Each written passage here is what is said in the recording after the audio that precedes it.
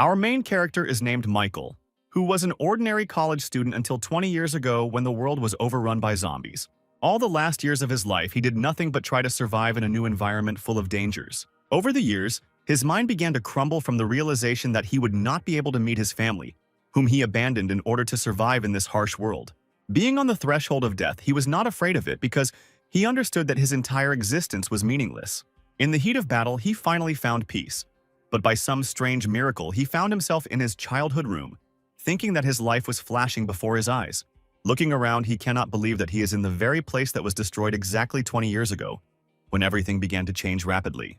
Looking at the photograph next to his bed, in which he is carrying his little sister in his arms, it seems to him that everything that is happening is just a figment of his imagination. Everything around seems quite real because our main character feels the smells and touches of his body, which in the reflection reminds him of a young and stupid child. At that very moment, he remembers that it was on this day that the apocalypse began and decides to check where his younger sister is now. He remembers how on that fateful day his cowardice and fear at the sight of danger took over and controlled his body. After seeing the first infected person, he abandoned his sister who was sitting in a wheelchair, leaving her to die, and then regretted it for the rest of his life. After the memories flooded over him, he looked at the calendar and the exact time, realizing that his assumption about the events of 20 years ago turned out to be true. Michael realizes that, apparently, he has magically returned 20 years into the past. Opening the door of the room, he sees his younger sister sitting in a wheelchair, watching the beautiful flow of life outside the window. Unable to contain his emotions, the protagonist throws himself into the arms of his sister Sylvia in tears, and she does not understand what is happening. The confused girl, thinking that her brother had a bad dream, tries to calm him down. But he, without explaining anything, says that he will not make the mistakes that he managed to survive. He wipes the remaining tears from his tear-stained face with his hands and asks his sister to stay home while he goes out for a short while to run some errands. Sylvia asks him not to hurry and takes off one of the hairpins from her head and gives it to the protagonist, saying that when he returns alive, she will give it back. Having promised his sister that he will return soon, the main character changes clothes, realizing that there is very little time left before the apocalypse begins, and he needs to prepare properly. The main problem after the apocalypse began was resources, and a small 24-hour store was at the price of a human life, so Michael goes shopping.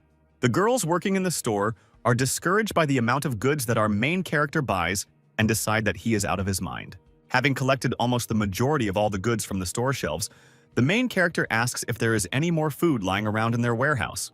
When the girls asked him how he was going to deliver all these goods home, the main character pointed to a real van located near the store. After some time, having paid for all the purchases and loaded the contents into the car, even the driver is surprised why our main character needs so many supplies. While they are not driving, the man looks at a photograph of his family and tells our main character that he needs to spend more time with his loved ones, because sooner or later it will end. Having finished unloading the supplies, the man is about to say goodbye to Michael, but he stops him because he wants to pass something on to him. The main character asks the driver to finish work for today and go to his family, because the world will change very much in the near future and he needs to protect them. After some time, Michael begins to make weapons for self-defense from scrap materials. His preparation is interrupted by Sylvia, whose appearance clearly shows that she does not understand what is happening and expresses her dissatisfaction. She starts yelling at her brother because she received a notice that all the money they had saved up was being withdrawn from their joint account, and she demands an immediate explanation. Her brother smiles, asks her not to be so angry, and, hoping for understanding, says that the apocalypse is coming and asks her to believe him. The surprised girl puts her forehead to her brother's head, thinking that he has a fever, because what he says seems like childish pranks. Michael sincerely asks to believe in his words and asks his sister to enjoy the clean air and peaceful sky above her head one last time. Sylvia says that her brother is acting very strangely today and doing thoughtless and very strange things. But the girl notes that for the first time in her life she sees Michael so serious, and this makes her not deny what she heard. I understand the seriousness of the situation. The main character remembers that in the first week after the start of all the events, 90% of the Earth's population will die or turn into zombies. Somewhere in the city after nightfall, an unknown man receives a message from his superiors that makes him angry, and he hears a dog barking nearby. Unhappy that he will have to work all weekend, he throws his phone at the dog with all his might, venting his anger, after which he sees how it turns out to be not an ordinary dog, but a mutated animal that attacks its offender. Our heroes, watching the chaos starting on the city streets, are overcome with genuine primal horror. Sylvia, shocked by what she saw, asks her brother what is happening when suddenly someone starts knocking on the door of their apartment. The girl hears from the voice that it is their neighbor calling for help, and the main character remembers that in the past it was because of her that they encountered the first zombie. Sylvia rushes to open the door as their neighbor's cries for help become more and more persistent. Opening the doorway, she sees in front of her the frightened face of a woman who lives nearby and asks what happened to her. Any emotion disappears from Sylvia's face as she sees an enraged mutant behind the woman. Our protagonist's head flashes with memories from a past life, in which he, along with other survivors, went on a very important mission. Their group found themselves surrounded on all sides by high-level monsters, and panic reigned among them. The protagonist tried his best to buy some time for his comrades to retreat, while fighting against enemies that were superior in strength. Looking around, he noticed his close friend, who asked for forgiveness and simply left him to die, and ran away. Michael remembered that he himself had once done exactly the same thing, leaving his defenseless little sister all alone. At that moment, he realized how desperate and helpless Sylvia was feeling, and having time to react, he threw the weapon he had made towards the infected. Michael asked his sister to close her eyes, promising that he would protect her at any cost and that everything would be fine with them. He asks Sylvia to stay put and sees how the zombie with a stick sticking out of its skull rushes to attack again in the hopes of tearing the pathetic humans apart. The main character, with ease and composure on his face, parries the attacker's attack and cuts off one of his limbs. He understands that in front of him now stands the first, lowest level of zombies that appeared at the very beginning of the apocalypse, and they do not have intelligence. Without any problems with a few lightning-fast movements, he deals with the infected using his many years of experience. After defeating his opponent, Sylvia tugs at the hem of his jacket, asking her brother to stop and stop fighting. Michael hugs his sister, saying that everything is over and that everything will definitely be fine with her, after which he begins to look around because he hears someone's voice. His sister, not understanding what is happening to her brother, tries to help him, but the main character begins to lose consciousness. After some time, he comes to his senses and sees around him a strange sanctuary, shrouded in a blue glow and draining incredible energy. A few moments later, the statues located around the sanctuary shoot powerful beams of energy from their eyes at our hero. Our protagonist's head begins to split from the huge amount of information entering his brain, and he sees information windows popping up before his eyes. His body begins to change rapidly, and the voice of the system in his head says that a restructuring and study of genes is taking place. Having completed the transformation, the protagonist is informed that the recognition of the system owner is complete and he finds himself in a changed body. Michael feels his body filling with vital energy, and context windows in his head tell him that he can improve himself and his skills. He understands that in order to develop, he needs to pay evolution points, which he will need to earn by killing various infected. He can spend evolution points on various characteristics of his body, such as strength, detection speed, intelligence, and so on. Having received his first points, he decides to upgrade his strength indicators to increase his chances of survival. Better than his skills, he suddenly feels a surge of strength in his body and hopes that this time he will be able to change his future thanks to this power. After distributing the points, he again loses consciousness and comes to his senses in our world, watching as his sister waited all this time for him to wake up. Having regained consciousness, the main character's sister immediately says that her brother scared her very much because he fainted too suddenly and she did not know what to do. Sylvia starts to cry and says that she couldn't bear it if something happened to her brother, and he strokes her head and explains that everything will be fine. Having regained consciousness, Michael immediately understands that he needs to deal with the corpse of their neighbor, otherwise even more zombies will come here. But when he goes out the door, he discovers that she is missing. Instead of a lifeless body, he sees only a pool of blood and a trail that stretches down the stairs to the lower floors. Realizing that he will have to clear the entire perimeter in order to remain safe, the protagonist decides to change his clothes because they have become too small for him. Thanks to evolution, he grew a lot and gained muscle mass, and his body became much stronger and more resilient. Sylvia, who has moved into the room, hands her brother their father's things, which should be just the right size for him. While waiting for the t-shirt to be put on, the girl begins to worry about the state of their parents now, because there is real chaos in the world. She remembers how their parents left them alone when they were 10 years old, after which they were left to their own devices most of the time. After that, mom and dad started sending them money every year, and only this fact hinted at their existence. Having finished changing clothes, the main character asks his sister not to worry, because their parents are quite independent. Looking at her brother, Sylvia still can't believe that in just one night, he has grown so much and changed in appearance. Michael tries to make excuses and blames everything on a hormonal imbalance in his body, and also says that he will need to step away for a while. Sylvia is very worried about her brother and says that she is scared because the world has changed so much, and she is afraid of becoming a burden to him. The protagonist tries to calm his sister down by explaining that he just wants to look around and make sure their shelter is safe. He asks his sister not to think that she is a burden to him, because he does not want to end up in their neighbor's place. And in such a difficult time, they definitely need to stick together. Sylvia agrees with him and asks him to return as soon as possible, giving him her hairpin, which according to tradition he must return. Armed with a dagger, our main hero leaves the walls of his apartment and goes on reconnaissance. He looks at the bloody trail left on the floor by the zombie he killed and realizes that they live on the top floor, all the danger will be below. Michael begins to slowly descend the stairs, carefully examining each floor and checking all possible rooms until he stumbles upon new infected. As soon as the zombie notices our main character, he immediately begins to move towards him, uttering incomprehensible phrases. Having rushed to attack our protagonist, the infected suffers inevitable defeat, since Michael has more than enough skills and experience in fighting high-level enemies. The context menu informs the protagonist that for each entry-level zombie, he receives 1 evolution point. Also looking at the upgrade window, he sees that different skills require different amounts of evolution points to upgrade, and to upgrade the same strength he needs 6 points. The most expensive thing is to pump up the mental spirit, because in a past life, he heard about people who had various mental spirit skills and decides that this is perhaps the most important characteristic.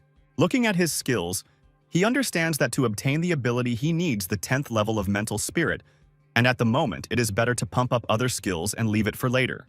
Descending to lower and lower floors, our protagonist's main priority goal becomes killing as many infected as possible.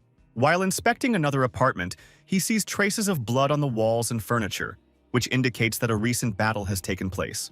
Going into the bathroom, he sees the lifeless body of a woman who, apparently, did not have time to turn into a zombie. Michael understands perfectly well that not everyone is able to withstand such drastic changes in life, and it is easier to end their own life. At that very moment, his detection skills allow him to react to the infected behind him. Opening its huge mouth, the zombie is about to sink its teeth into our protagonist and bite off a huge piece of flesh.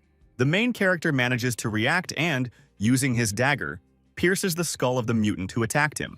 He must not let his guard down under any circumstances, because the Tree of Evolution did not make him immortal. After clearing the next floor, he decides not to delay and continue to inspect the building, since he doesn't have much time left.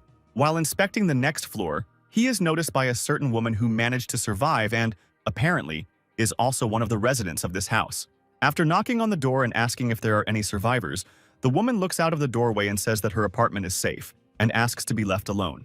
The main character asks to be allowed to personally verify the safety of her shelter, because he does not want to use force. The woman nevertheless decides to let the main character into her apartment for a short while, where everything looks quite peaceful and calm. While looking around the room, Michael notices a photograph hanging on the wall and decides to ask where her husband and child are now. The woman replies that her son is at school, and her husband went to meet him, and they still haven't returned and she is very worried about them. After which she asks him to leave her apartment because she is very scared.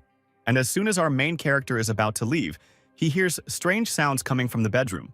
He immediately decides to check what exactly is causing the noise, and the woman with a frightened look on her face tries to stop him, saying that there is no one else here. Michael begins to open the doorway, with blood visible on the other side, and the woman tries her best to stop him. Entering the room, he sees a small silhouette of a man holding a bloody corpse in his hand. This terrifying image, apparently, is the son of that very woman who turned into a zombie. He asks with a crazy smile to play with him. At that very second, the main character manages to react to the fact that the woman standing behind him is trying to attack him. Having dodged the attack, he does not understand what is happening and asks why she is behaving like this and why she decided to hide the presence of the infected. Without waiting for an answer, a boy immediately attacks him, making Michael surprised at how fast zombie children are. Using his new body, the protagonist falls on his back and with a powerful kick throws away the attacker's body. The woman he met immediately stands between the two of them, saying that she will not allow them to touch or harm her son. Michael asks her to come to her senses, because this is no longer her son, but a zombie that eats people, and if she continues to protect him, she will be in serious danger. The woman begins to panic hysterically and says that she doesn't believe it, because this is her beloved boy and he's just a little sick and she needs to wait until they invent a cure. She tries to dissuade our protagonist from killing her son, as the infected charges forward. The protagonist tries his best to convince the woman, and also warn her that she needs to avoid it. But all his attempts are in vain, and moments later her body is pierced by a powerful blow, and blood splashes everywhere. The child begins to eat his mother's body, and Michael immediately rushes to her aid in the hopes of saving the poor woman.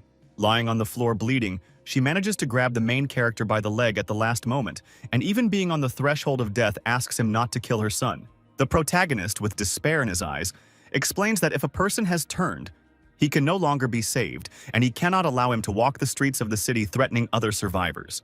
Living the last moment of her life, the woman loosens her grip and continues to claim the opposite until the very end. The protagonist kills her son with one swing of his dagger, and blood splashes all over the room. He calmly leaves, leaving the corpses of the entire family lying on the floor and regretting that this happened. I go down to the next floors. Behind me, he leaves a stretched wire with bells hanging on it, which act as an alarm. Once on the next floor, he sees in front of him a huge muscular man who in everyday life was a fitness trainer. The colossal infected immediately rushes to attack our protagonist, holding a huge iron dumbbell in both hands. Michael manages to avoid the blow, but the force with which this zombie attacks is truly impressive, because the stronger a person was before infection, the greater the danger he poses in zombie form.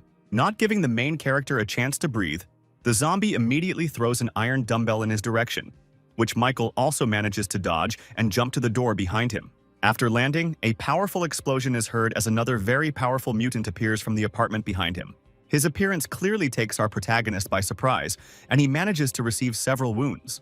In addition to the powerful zombie trainer, who has incredible strength, in front of him there is a zombified animal that looks like a huge dog. It immediately rushes to attack the main character, but Michael manages to parry the attack at the last moment, finding himself on the verge of death. The zombie dog still manages to touch our protagonist, and several drops of blood begin to fall down the floors. They fly past the stairs, attracting the attention of all the mutated ones located nearby inside the building. Michael realizes that the situation he is in is very difficult, and in addition to the two strong infected, he has attracted the attention of a large number of small individuals. The seriousness of the situation is reinforced by the fact that he has already managed to receive a fairly large number of injuries. The huge zombie trainer doesn't let him catch his breath and continues to attack with incredible force, destroying everything around. The main character still manages to counterattack the attacker by delivering a powerful longitudinal blow to the entire body of the zombie. The wounds received are not enough to even throw the zombie off balance, and he continues to attack with even greater fury. The situation is also made worse by the zombie, a beast that supplements its attacks with its speed and razor-sharp teeth. Michael decides to regroup and retreat for a while to come up with a more suitable plan to fight them. As he runs down the stairs, he comes across low-level zombies that were attracted to his blood and stood in his way. He finds himself caught in a vice where on one side his path is blocked by a crowd of infected, and from behind, two powerful opponents are advancing on him. The protagonist decides to go ahead because he has no other options to get out of this situation. He begins to deal with low-level zombies at a very fast speed, trying to clear a path for himself to retreat. A giant zombie trainer throws a huge metal dumbbell towards our protagonist, which knocks down everything in its path, after which he looks around in the hope of finding Michael's lifeless body, but finds only the corpses of his colleagues, not understanding where he disappeared to. Meanwhile, the main character manages to hide in the confusion in the nearest apartment, which apparently belonged to some gamer. Trying to catch his breath, the main character tries to understand why the infected are developing so quickly, because their strength has already gone beyond the first stage of the apocalypse. While he was thinking about the fact that the evolution of the infected was proceeding at an incredible speed, his opponents were already combing through the apartment in which he was hiding. A giant zombie fitness trainer finds our protagonist, who has been hiding behind the back of the sofa all this time. Without wasting time on thinking, he immediately attacks the main character, who in turn tries to defend himself from the blow by taking all the energy on himself. The energy from the impact is so powerful that Michael's body breaks through several concrete walls and ends up in the next room. For some time, he loses consciousness and, drowning in emptiness, he realizes that even after rebirth, he still remains a worthless and weak person, unable to change anything. Lying in a pile of concrete rubble, the sound of the bells he left on the upper floors breaking brings him to consciousness. He immediately remembers his younger sister, whom he promised to protect at all costs, and this thought gives him strength. Michael decides to immediately spend the points he has on upgrading his speed and strength, which allows him to get back on his feet. He rushes up to his apartment as quickly as possible, destroying all low-level infected with one blow thanks to the upgrades he received. At this time, Sylvia hears strange sounds behind the door and hopes that it is her brother and decides to open the door. Meanwhile, outside there are two infected people, on whose bodies light from our hero's apartment begins to shine. But Michael is already rushing to help, Having dealt with the zombie in an instant, he approaches the door and asks his sister if everything is okay with her, asking her not to worry because everything is okay with him. Meanwhile, a couple of powerful infected have already managed to reach their shelter, and he asks Sylvia to close the door and not open it to anyone at all costs. Michael points his dagger towards the zombies, saying that he will not allow them to take a step towards him. The zombie fitness trainer starts screaming furiously, saying the same phrase over and over, asking for a membership card to their gym. Having taken one extra step, the main hero immediately rushes into the attack, cutting off his leg, saying that he warned about the consequences, after which he immediately jumps up, soars into the air, and throws his dagger with all his might into the body of the zombie beast. At the same time, during the landing, he delivers a powerful kick to the zombie trainer, hitting his head on the concrete floor. The main character hurries to get his weapon back by pulling it out of the dog's body. And at this time, the zombie trainer tries to attack him again, although he moves much more slowly. Increasing the characteristics by upgrading skills allows Michael to cut the mutant's body into small pieces with a few powerful attacks. Our protagonist emerges victorious from this battle, and since these zombies are of a higher level, he receives more points for them. He also notes that there is very little time left before the crazy evolution of zombies, and if everything continues to move at this speed, he needs to adapt as soon as possible. After some time, Michael finishes checking all the floors of his house, completely clearing it of the infected. After such an exhausting night, he returns to his home and decides to take a shower while distributing the accumulated skill points. The main character decides to develop his skills evenly, investing a little into each available skill branch. That evening, after resting a bit, he decides to check how his sister is feeling and talk to her a little about what happened. Sylvia says she watched the news and it was said that zombies had appeared all over the world, but the authorities assure that they will be able to cope with them completely. Michael promises that they will definitely be able to cope, because even in case of failure, he will always be there and will definitely protect his sister. Sylvia says that today she was very scared because she was worried that her brother would not come back. If she could walk, she would make every effort to make their survival easier. The main character tries to encourage his sister by saying that she will definitely be able to get back on her feet, and she in turn asks not to feel sorry for her because it is impossible. Reflecting on everything that happened, Michael hopes that there is a chance to cure his sister, because today, the meteor shower will begin, which became a turning point after the beginning of the apocalypse. After some time, a huge number of meteorites begin to fall from the sky, and Michael remembers that in his past life this was the cause of the first evolution of zombies. Inside these meteorites are special cores that can strengthen both zombies and ordinary people. If he can get them in sufficient quantities, he will change the world. Together with his sister, they watch from the roof of the house as a meteor shower begins to destroy everything around, turning our civilization into stone ruins. At one point, one of the meteorites falls right near the house of our main characters, which could well have ended their lives. Looking at the map, Michael realizes that he fell a short distance from their house, and with his speed, he can get there within an hour. The protagonist decides to make some preparations and go to the meteorite crash site the next morning to get the core and try to cure his sister. A smile appears on his face because he begins to believe that a small ray of hope for at least a fleeting bright future has appeared in their lives. The day after meteorites riddled all the fruits of civilization in our world, a huge dusty haze hangs over the city. At this time, Sylvia realizes that her brother wants to go outside the house and tries to dissuade him by saying that it is not safe. Michael explains that he is going outside on a very important matter and is doing it for her and all of humanity. His sister, with a displeased expression on her face, asks him not to talk about it because she would prefer her brother to be safe and sound in exchange for the ability to walk. The main character asks for forgiveness and says that there is complete confusion, leaving his sister a walkie-talkie, thanks to which they will be able to maintain contact. While going down the elevator to the first floor, the protagonist is slightly upset, realizing that he could have offended his beloved little sister. His thoughts are interrupted by Sylvia, who decides to check if the radio is working and apologizes for her behavior, saying that she understands that all this is being done for her sake. Once on the first floor, Michael asks for forgiveness and says that he needs to go and asks his sister not to go anywhere until he arrives. Finally, the girl tells him to check his pockets, in which she left him her hairpin, which he must definitely return to her upon his return. Michael leaves the walls of his house, promising to return before dark, and begins to move towards the fallen meteorite, avoiding unnecessary clashes with the infected. At this time in the city, a group of soldiers is clearing out infected people, trying to keep the situation under control. One of the soldiers reports to the commander that all the mutated in the western part of the city have been eliminated, and their numbers have noticeably decreased after the meteor shower. Meanwhile, a tall and stately woman named Megan receives the report from the soldier and becomes their commander. Her assistant, Lena, says that they need to give the soldiers new instructions and continue clearing the city. Megan orders them to continue patrolling the area and make sure they don't miss any infected. At the same time, their conversation is interrupted by a man sitting at the table who jumps up and asks the woman to immediately accompany them to the company. Megan grabs him by the shirt, explaining that she is a police officer, not his personal bodyguard, and if he values his life, he must listen to everything she orders. Looking at him with a frightening gaze, the girl asks him to express all the complaints that do not suit him in the current circumstances. Fearing pressure from Megan, the man can think of nothing better than to agree and stop being nervous. Leaving the men in jackets alone, the commander asks Lena to contact Mr. Leonardo, who needs to be given some information. At the same time, the second man sitting at the table looks angrily at Megan, promising that one day he will get this fierce cat. After contacting Mr. Leonardo, Megan reports that all the zombies in the area have disappeared somewhere, and most likely this is due to yesterday's meteor shower, and for now, they will continue patrolling. Meanwhile, Michael moves towards the crater left by the meteorite, trying to minimize collisions with the infected so as not to attract unnecessary attention. After some time, he finds himself at the very crater from the mouth of which a huge amount of dark energy is emanating.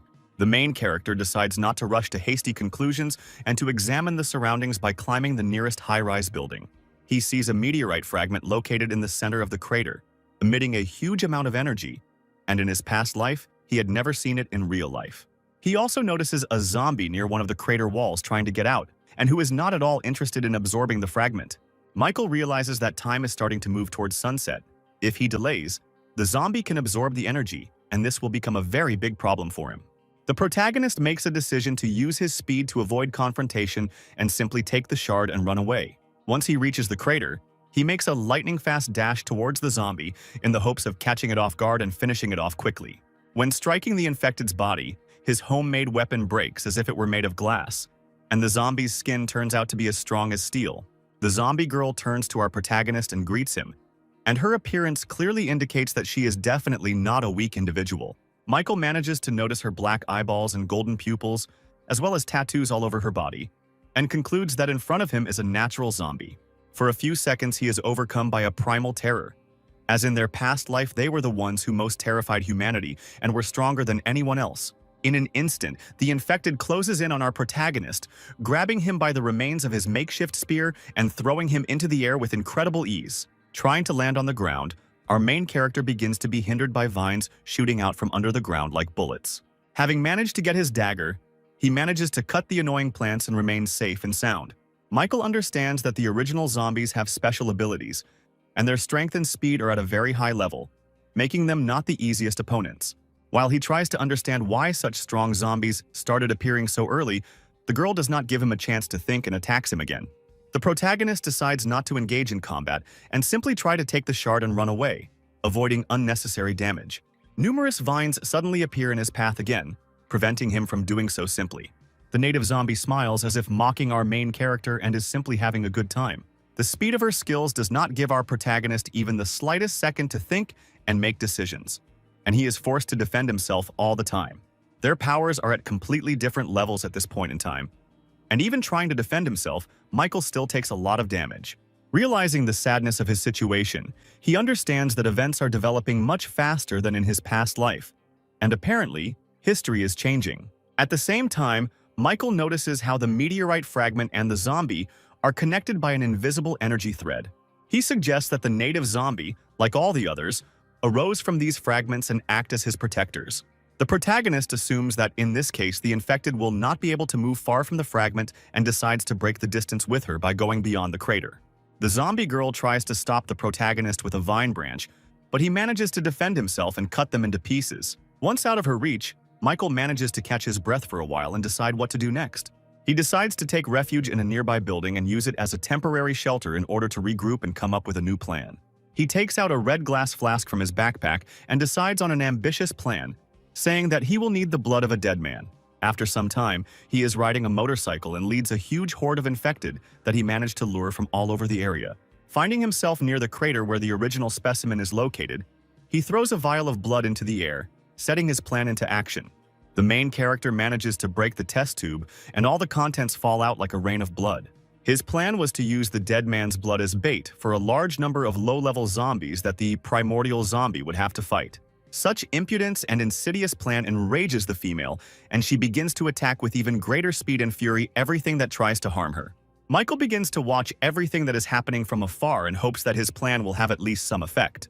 Even with an incredible advantage in strength, the primordial zombie is unable to deal with the horde of infected rushing towards it so quickly, and they simply overwhelm it with numbers.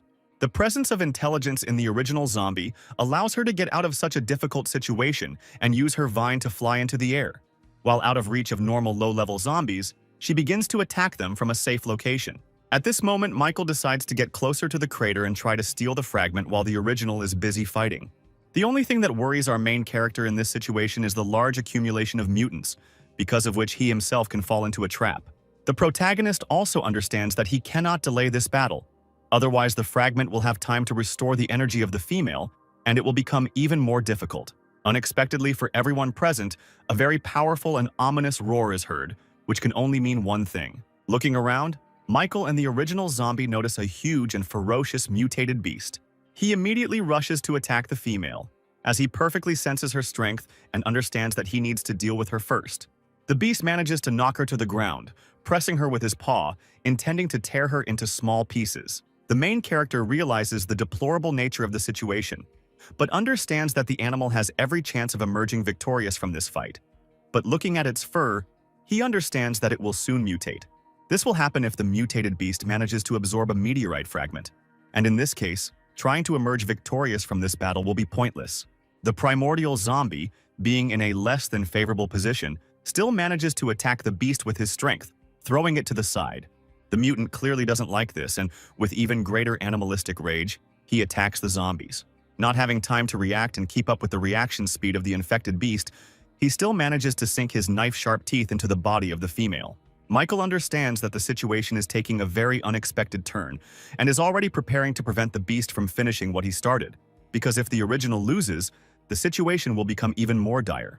At the last moment, the main character decides to stop, not believing that such a powerful opponent, possessing intelligence, lost so easily. At that very moment, a fountain of blood begins to spurt from the mouth of the mutated beast, and its body is pierced through by the roots of the vine. His body rises high into the sky, hanging from the spear-like branches of the vine, signifying his defeat in this fight. The protagonist realizes that this was all just a plan by the original zombie to lure him closer to itself in order to deal with two opponents with one blow. The female starts to smile and praise our main character, saying that the pathetic little man was not so simple as to believe in such a trick. Michael also says that she is not the easiest opponent, and he will have to sweat a lot to emerge victorious, after which he descends down into the arena, causing surprise to the firstborn, who did not think that he would personally come to her to die and lose. The female decides not to hesitate and immediately tries to attack him with her roots, but Michael manages to defend himself once again. He continues to fight off numerous attacks with the vine and notes that the fight with the infected beast and the huge number of low-level zombies has greatly exhausted the primordial. At her limit, she attempts to engage in close combat and personally attack Michael. This act turns out to be quite reckless, as the main character manages to easily cut off the attacker's hand with one deft movement. After this, the original zombie is overcome with animal rage and incomprehension of how a pathetic human being is capable of such a thing and promises to finish him off here and now. The main character is quite surprised that the female still has strength to fight, and all this time she has not shown her maximum. Looking around, he notices that the original is beginning to absorb the energy of the fragment, and with its help restore her wounds. After a few moments, she takes on a new form, becoming like a rose flower and becoming much stronger. Her speed and strength increase 100-fold, and she begins to try to finish off our protagonist. Michael understands that with his current level of strength, he will not be able to defeat such a powerful individual in any way, and tries to escape again. But his escape routes are blocked by vine branches. The firstborn says that this trick won't work on her twice, and they will decide right here and now who will be stronger. The main character slowly begins to run out of strength to dodge and defend himself, and one of the blows almost reaches its target. But at the last moment, the vine branches stop attacking Michael, and the body of the original zombie begins to emit fountains of blood. The protagonist realizes that the female specimen could not withstand such a strong energy from the fragment, and, moreover, her body is very exhausted after so many battles. She tries with all her might to attack Michael, saying that some pathetic little man cannot defeat her. Without much trouble, repelling the next attacks of the original zombie, Michael says that by continuing to fight, she will finish herself off. Using his speed, he closes the distance with her, realizing that the outcome of the battle is already predetermined. The exhausted female falls to the ground and prepares to accept her fate, realizing the dire nature of her situation.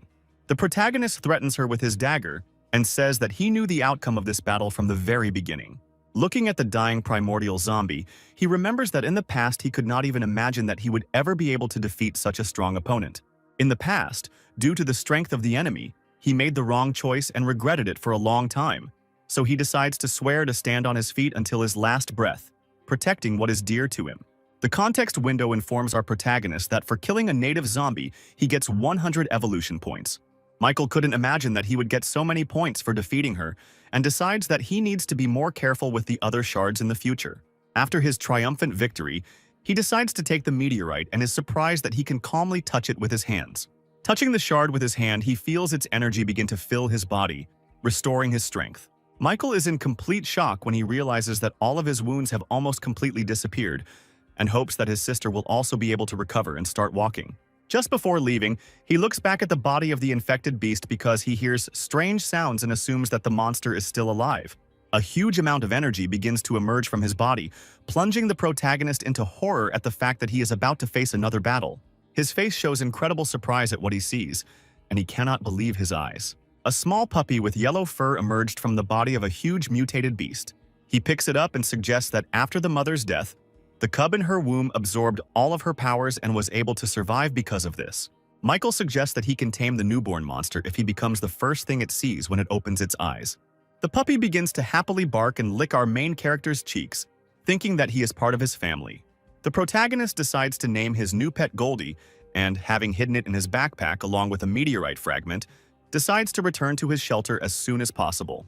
Moving through the streets of the city, a strange energy envelops everything in the area, attracting crowds of infected. This energy comes from the meteorite fragments that our protagonist carries in his backpack and acts as bait for the infected.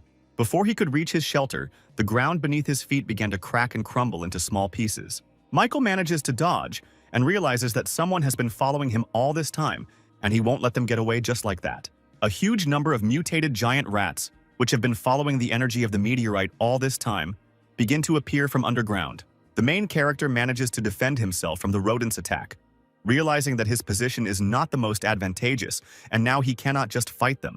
At this time, Assistant Lena asks her commander to take a rest and at least get some sleep, because she has been standing on her feet for a very long time.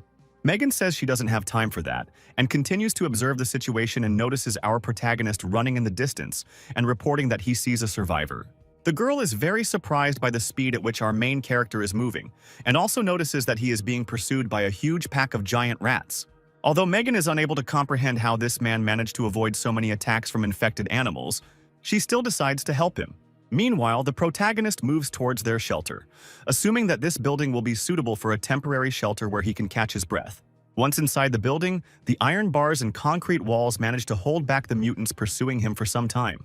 Michael, having managed to reach the garage, sits down on the floor and tries to come up with a further plan for his actions, assuming that today he will not be able to get home and will have to spend the night somewhere else.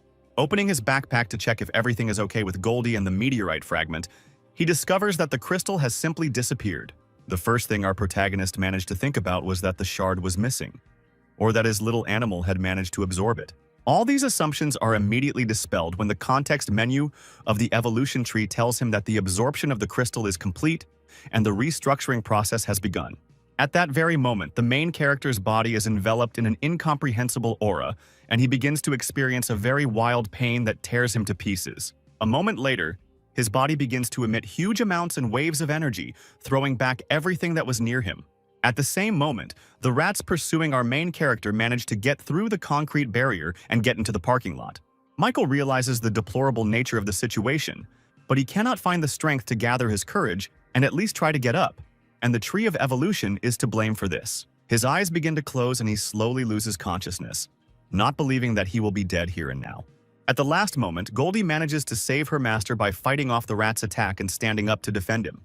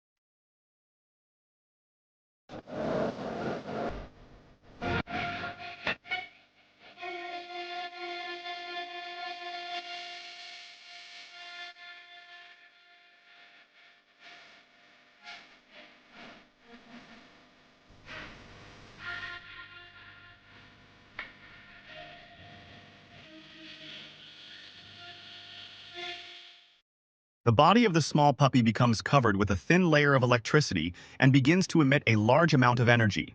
He places himself between the attacking rats and his master's body, ready to give his life to protect him. Goldie begins to fight off hordes of rats by attacking them with electric shocks and using her speed and size to her advantage. The number of infected turns out to be too great, and through a breach in the walls, even low-level individuals manage to penetrate inside and surround our main character. The faithful puppy can't keep up with such a number of opponents and has to continue the battle with the rats located outside the building. Before attacking and finishing off our main character, one of the rats is met with inevitable death from a bullet from a gun. At that very moment, other surviving people appear in the parking lot, armed and arriving to help our main character. The gray-haired man asks Megan if they should have brought strangers to the shelter because, if he was bitten, they would have a very hard time. The commander replies that they cannot abandon the survivor. They need to isolate him and observe him. The survivors manage to take refuge inside the building, while Goldie remains outside to defend the shelter from the infected rushing towards it. At this time, Michael, being unconscious, wakes up in the sanctuary of the Tree of Evolution, which has noticeably changed. His body begins to be covered with clots of yellow energy, merging into one whole with the set of genes that he had. This process takes a very long time, but at some point our main character regains consciousness. While Michael was unconscious, his faithful companion spent the entire time fighting hordes of zombies. Opening his eyes, our main character realizes that his head is splitting, and he is trying to remember all the events that happened to him before he lost consciousness. Megan, who is in the same room with him, immediately points a gun at him and orders him not to move and to answer her questions first. Michael replies that he doesn't have time for that, and he needs to urgently go about things that are a higher priority. The girl is about to tell the main character that he won't just leave when he suddenly appears behind her. The protagonist manages to disarm Megan and throw her to the ground, replying that she doesn't have enough strength to stop him just like that. Athence's incredible fear and simply cannot move while standing in one place. The main character manages to save the defenseless girl by stopping the monster's huge paw with his body and blocking its path. At that moment, he realizes that he himself did not understand how he managed to do it, and most likely his dexterity increased many times over, as well as his physical skills. Not a single person on the planet is capable of holding such an incredible force of a mutant rushing at him with his bare hands. All the survivors, looking at what is happening, cannot believe their eyes and doubt that the stranger they met is an ordinary person. Using his newly acquired powers, the protagonist manages to throw the monster's body back. Realizing that his physical indicators have increased, he immediately rushes into the attack, intending to begin a battle with the huge mutant. At the last moment, his fist stops right in front of the beast's nose, and waves of energy from his blow spread across the ground. The main character realizes that in front of him is not a monster, but his little tame dog Goldie, who has grown a lot in 4 days. He begins to happily wag his tail and lick his owner, rejoicing at his return. Michael decides to check his skill stats and notices that all evolution points have disappeared, and a new upgrade point called Gene Enhancement has appeared. Trying to remember everything that happened, he understands that something amazing clearly happened to him, and most likely all the points were spent on his evolution. As he dives into his consciousness, he sees that the Sanctuary Tree of Evolution has also changed, and apparently he has experienced the first gene enhancement. When asked what happened to him, the context menu answers that the main character reached the limit and a meteorite fragment helped him overcome it. Michael remembers that every person has a genetic limit, and in a past life he saw high-ranking fighters who tried to overcome it, but eventually died. This term is called gene restrictions, and apparently our protagonist is able to develop indefinitely bypassing this prohibition. Realizing what happened to him, Michael, riding a dog, returns to the survivors who are both surprised and very scared.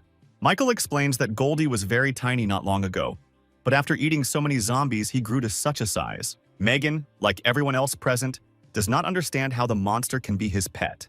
The main character says that it's a long story and he'll tell you about it later, but now he needs to deal with the crowd of infected rushing here. Noticing a huge number of zombies on the horizon, Megan understands that their strength is not enough to resist such a horde. The girl says that they have nowhere else to go, and they were able to find this place after a week of searching after the start of the apocalypse, and they have no other. Michael begins to warm up and asks the girl not to worry, because there is a military shelter 40 kilometers from here, and they can go there. The protagonist asks them to wait in a safe place while he single-handedly deals with all the infected, and Megan says that this is just madness. Michael asks to follow his instructions and then rides into battle on his tame dog. Lena, looking at everything that is happening, asks her commander if this stranger will be able to return safe and sound and accompany them to the shelter. Having reached the right place, the main character decides not to fight with his bare hands and to rip the road sign out of the ground. He attracts the infected with a loud metallic bang and asks Goldie to stand aside because he wants to test his new abilities. When faced with a crowd of infected, he makes a powerful blow with a road sign, destroying a huge number of low-level zombies in a second. Michael realizes that in a short period of time he has become much stronger, which is why his blows have become many times more deadly. Gradually dealing with ordinary zombies on his way, becomes an awakened infected who has reached the initial level. The classification that our main character uses has been preserved from a previous life, when the infected were assigned a rank, and this individual, although he has incredible strength, is still not gifted with intelligence. Trying to deliver a powerful blow to the mutant's head with a road sign does not bring visible results, and the metal bends like plasticine by asking her friend Leonardo to stand up for her. The gray-haired man says that he also thinks that they need to leave because they don't know if the guy is alive and they shouldn't take such a risk. For a second, there is a dead silence among the survivors, and the girl agrees to go and check how things are going at the front. Leonardo and Lena try to dissuade her, but Megan states that this is the best option she can take. At that very moment, their conversation is interrupted by a loud scream from a zombie who appeared behind them. Having decided that they are all facing inevitable death, the infected immediately receives a powerful blow to his skull and flies away in an unknown direction. Michael stands in front of the survivors, saying that he had a little trouble on the way back and hopes he didn't keep them waiting too long. Megan says that they should be the ones apologizing because the police sent a civilian into the thick of things. The protagonist says that if it weren't for their help, he would have been a corpse long ago, and as a token of gratitude, he cleared out most of the zombies in the area, allowing them to move on. Michael says that riding on Goldie they can get to the shelter and the road should be clear of mutants. Megan is quite taken aback by such a statement and decides to clarify why the main character will not go to the shelter with them. Michael states that he has unfinished business and needs to find his little sister as soon as possible. After placing all the survivors on the back of her pet dog, Megan returns his backpack to him and wishes him luck in finding his sister. Finally, the girl decides to find out the name of our main character and asks to come back as soon as possible. Watching them go, the protagonist hopes that they won't make it to the shelter anytime soon, because at midnight the first stage of the apocalypse will end and awakened zombies will appear. The protagonist's increased physical abilities allow him to move through the city ruins at incredible speed. Having reached his old house in a short time, he notices that there are mountains of corpses lying everywhere, and traces of shooting are also visible. Michael uses the radio to try to contact Sylvia, while also trying to find out why the military was clearing out areas and not evacuating civilians. As he climbs the stairs to the upper floors of the building, he assumes that they could have been ordinary looters who, taking advantage of martial law, are causing riots. When he gets to his apartment, he notices that everything around him has been looted, and the front door has simply been broken down. Sylvia is also not found inside the apartment, and all he finds is a wheelchair and a broken photograph lying on the floor. At that very moment, the main character is overcome with incredible rage, and he promises to kill everyone involved in the kidnapping of his younger sister. That evening, a group of survivors drive around the city in a car and shoot the infected they encounter along the way. At one point, their car, filled to the brim with supplies, gets stuck in a crowd of zombies, and the driver asks his commander what to do next. Their commander turns out to be the man who kidnapped the protagonist's sister, and he says that he has already informed his uncle of their location and that they will be picked up soon. Sylvia asks her captors why they are doing this, because humanity should have united and fought together against such a terrible threat. The man grins, saying that he has no desire to die for others, and now is the time to use the situation to expand his power. At that very moment, their conversation is interrupted by Michael, who lands on the hood of their car. He immediately grabs one of the shooters defending the car and throws him into the crowd of infected. The driver of the car tries to threaten the main character with a gun, but he sends him flying with a powerful kick. Their commander takes a knife out of his pocket and, threatening to kill the defenseless girl, orders the main character not to move and to bow his head. Michael, experiencing incredible anger, instantly breaks the man's arm, knocking the knife out of his hand and shocking him. He immediately begins to threaten the main character, trying to boast about his family ties and the fact that they will definitely find him and save him.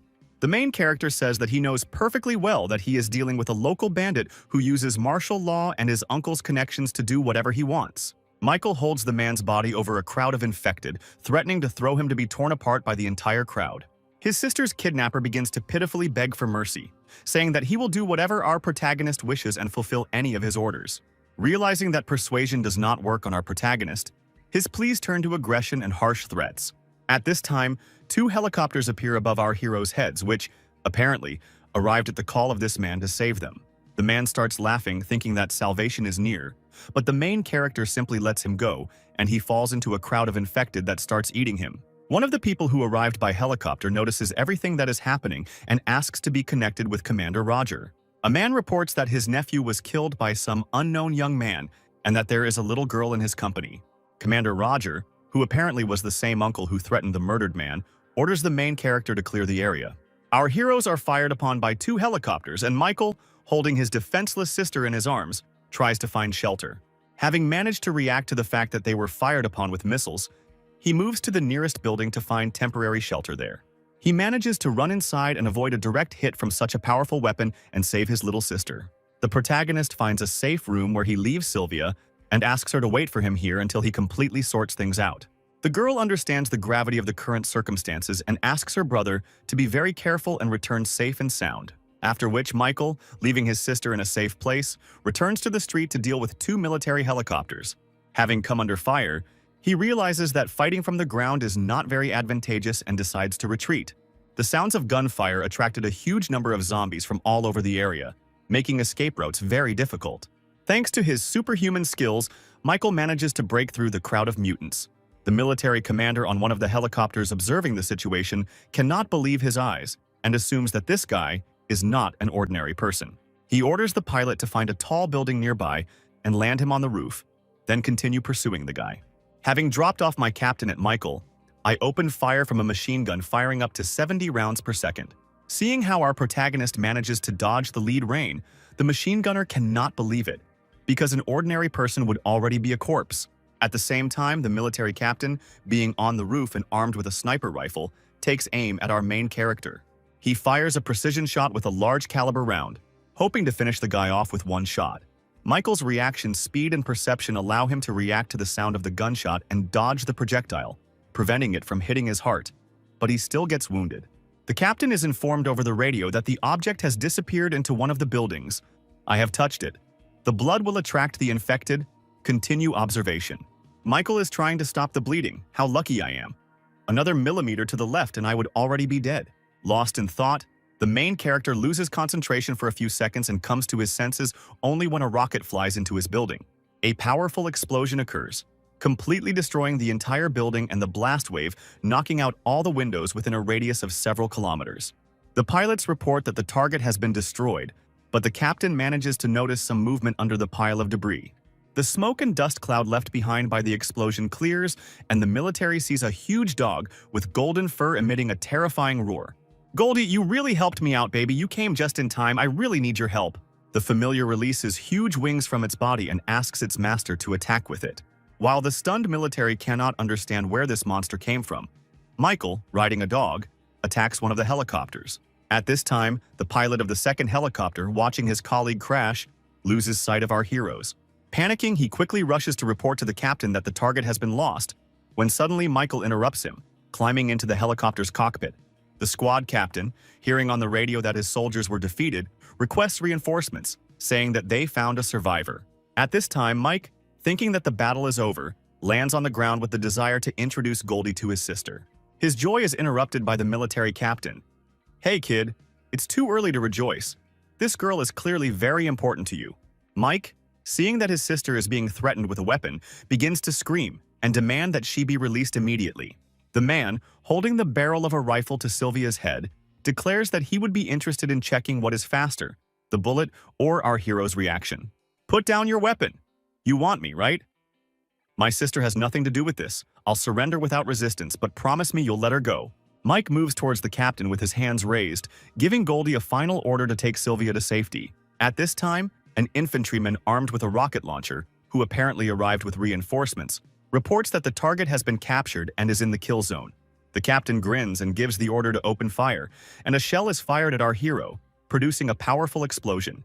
The military is happy that the mission is completed, but as soon as the fog clears, Michael's faithful dog appears at the site of the explosion, taking the full brunt of the blow. The captain shouts into the radio that the target is still alive and they need to move to Plan B. But it turns out to be too late, and Michael delivers a crushing blow from behind his attacker. The man, having flown several dozen meters and received a lot of injuries, lies in a mountain of debris, and having miraculously remained alive, orders everyone to be destroyed. More missiles are fired towards Sylvia as Michael struggles to save his sister.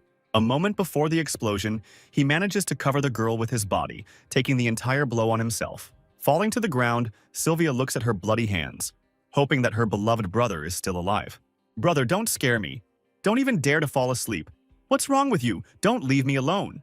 Meanwhile, the captain still manages to get back on his feet, while simultaneously rejoicing that all his limbs are intact and he will not remain a cripple. Michael, opening his eyes slightly, wipes the tears from Sylvia's face with his finger and asks for forgiveness for not being able to protect her. "Don't cry, Sylvia. I'm so glad I was able to look at you again. It all seems like a dream in which I want to stay forever." After these words, Michael's hand falls to the ground, and his sister begins to scream at the top of her voice, and waves of powerful energy come out of her body. The captain can't believe they fired so many missiles at this guy, and he's still breathing. But his thoughts are interrupted by the snow that starts to fall from the sky at such a warm time of year. Sylvia, in a fit of anger, stands up on her feet as a disabled person, and a huge force begins to accumulate around her. The military captain does not understand what the hell is happening before his eyes, because ordinary people cannot control the elements. The girl, screaming that it was her fault that this happened, and that her weakness led her and her brother to this, begins to freeze everything around her using the newly awakened power of ice. The captain's body quickly begins to turn into an ice statue, and his movements are frozen by ice and the fear of imminent death. At the same time, someone from an unknown control center is watching what is happening and says that a source of power, Absolute Zero, an evolution of rank S, was discovered right above them. The girl named Juno is quite surprised. An S-rank warrior has already appeared, and this is a really big event. She asks her assistant Rabbit to stop the airship they are traveling on, as she wants to personally go down and scout out the situation. At this time, Commander Roger is playing shogi with his old friend Commander Winston. "I started playing defense because your attacks became very aggressive, my old friend." They discuss the situation that is developing in the world, in which Roger does not intend to sit on the defensive, because if he does not start to hit back, all of humanity will sooner or later be destroyed. In such a situation, wasting time on protecting pawns is reckless. "You have aged considerably, Winston." The commander's young subordinate was about to stand up for his commander, but he managed to stop him. Winston says that, according to his information, Roger is recruiting soldiers from unofficial groups. This is true, my friend, because in the current situation, whoever gets these troops first will get all the remaining power. His answer is interrupted by a subordinate who reports the incident. They tell him on the phone that contact with the entire detachment that was sent to clean up the suspicious guy has been lost. "Flock of sheep, you can't handle 2 kids. Always have to do everything yourself." Roger apologizes, saying that he has already won, and asks Winston to think again about stopping building shelters and handing over all forces to him to fight the infected. The old man leans back in his chair. Maybe I really am getting old. But our main task is to protect civilians.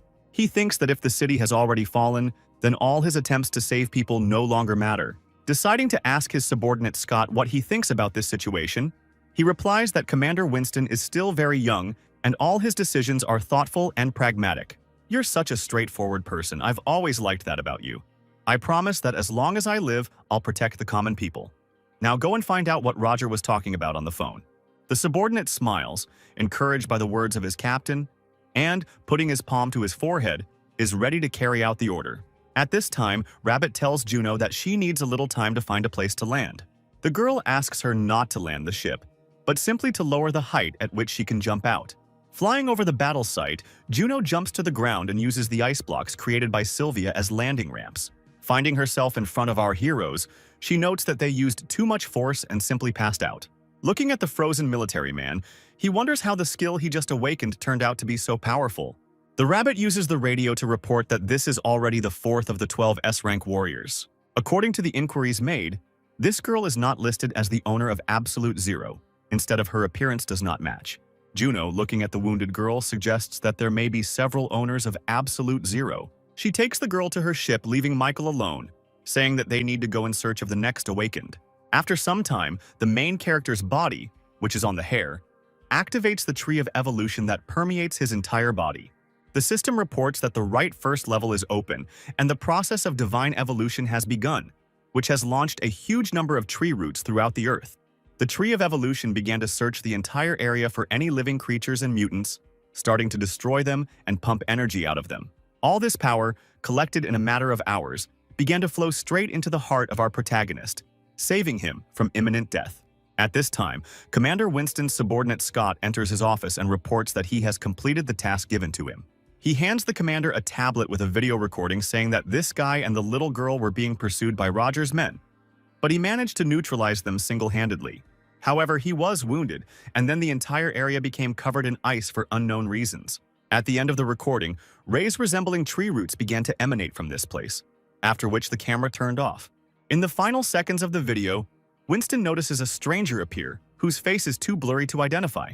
The commander orders the cattle to go to that very place and find out what happened to this guy, and if possible, deliver him to headquarters. Something very inexplicable is happening. Roger's powers are getting stronger and my abilities have a limit.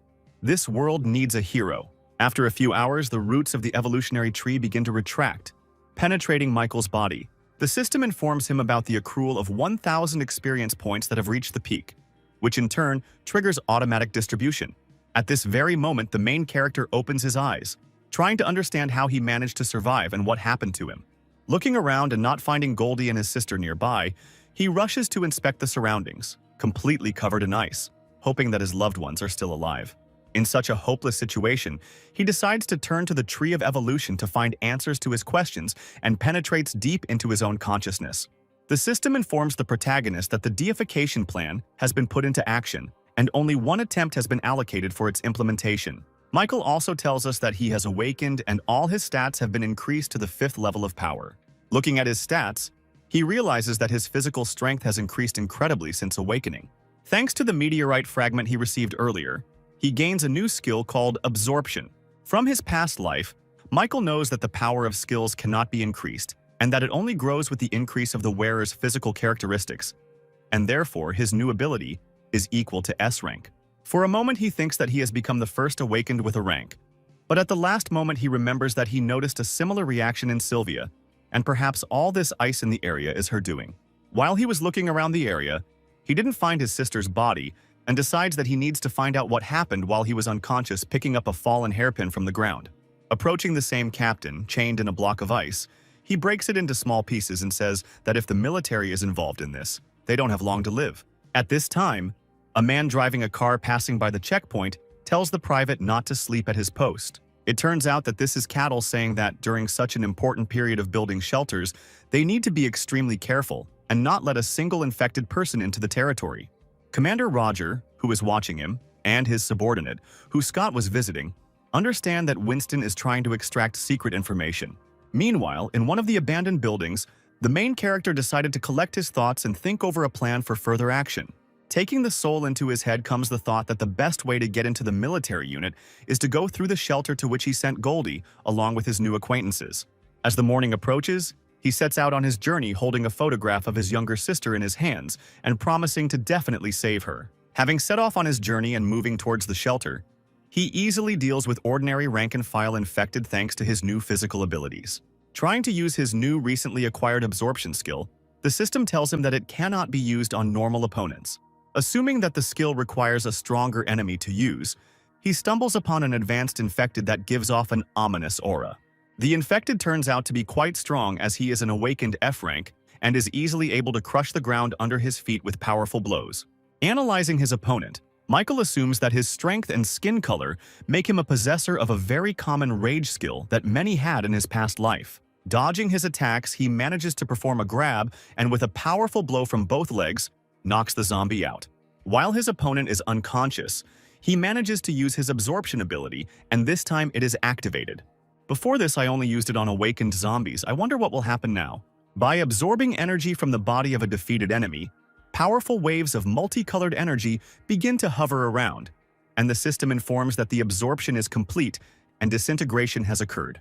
At the same moment, Michael notices a new rage skill that has appeared inside the system, the scale of which is filled by 1%. As far as I remember, in my past life there were very few people who could awaken 2 abilities, and there were no people with a large number at all. The protagonist understands that now he only needs to collect enough skills and fragments, and with a gene limitation he will be able to evolve almost infinitely. His thoughts are interrupted by a strange sound and huge waves of energy, similar to those that occurred when he absorbed a new ability fall from the sky. A powerful wave of force pierces his body, and Michael, in horror, does not understand what is happening to him. After which, A huge mutated beast emerges from underground and, according to the system, it is at the level of an awakened monster. Michael's insight tells him that someone much more powerful is approaching here. At that very second, right in front of him, a powerful explosion occurs with peals of thunder, illuminating everything within a radius of several hundred meters. After the smoke clears, he sees his familiar Goldie in front of him, who turns out to be alive. The main character is very happy about the return of his pet, but he understands that it is not the time to get upset and he needs to deal with this monster. A loyal friend stops him, asking the owner to give him the opportunity to deal with him alone, to which Michael gives his consent. Having received approval from its master, the beast rushes into battle with an opponent who, in appearance, surpasses it in strength. Goldie begins to deliver devastating blows with her claws, making Michael realize that he, too, has evolved greatly during his absence. After a few minutes of fighting, Goldie decides to launch a powerful crushing attack, and his entire body is covered in a bright fiery shield. Having managed to capture his opponent, he begins to concentrate a huge amount of energy in his mouth, and literally a moment later, a powerful explosion occurs and not a trace remains of the awakened monster. You are a good boy. Congratulations on your evolution, but with such dimensions it will be difficult for you to move, and it would be better to shrink to your previous size. Obeying the orders of his master, Gold shrinks to his original form, turning into a small, harmless puppy. Thinking about where to go next, the main character uses his detection skills to scan the entire area, sensing a huge number of signs of life nearby, and decides to go there. Mistress Juno, I will connect you to headquarters for a further report on the situation. The screen that turns on shows a blurry image and the silhouette of a person who is interested in how the case is progressing. The situation is calm, but something unexpected happened that I wanted to report when we arrived at the place where the meteorite energy was coming from. The fragment itself was no longer there. In its place, we found an S-rank warrior. Her skill is absolute 0, but she is not on the lists. I took her on board and await your further instructions. The mysterious man through the screen says that this whole situation is very strange, as is the warrior who is not on the list. The man orders Juno to immediately deliver the girl to headquarters, after which the rabbit sets course back to base. At this very time, a handful of survivors armed with machine guns are trying to fight off a wave of infected. Among them is Scott and the commander's assistant Roger, who does not understand how his colleague ended up here. I went on a mission, but Commander Roger did something to my car and I'm stuck here. How did you end up here? Roger's subordinate says that he was accompanying the scientists to the shelter, but suddenly their car was struck by lightning and disabled. He also adds that the people behind him are incredibly important for the future fate of humanity, and they must be saved at any cost. Scott explains that they won't be able to hold them indefinitely, and they need to come up with an escape plan. At that very moment, their conversation is interrupted by a collapsing wall through which a zombie of colossal size passes, which they cannot cope with. Roger's subordinate rushes into the attack, ordering everyone to protect the scientists while he distracts the zombies. Scott orders everyone to retreat and reduce the battle formation to save ammunition, because now the priority task is to protect the scientists. At this time, Commander Roger's subordinate begins to fight back against ordinary advanced infected with his bare hands.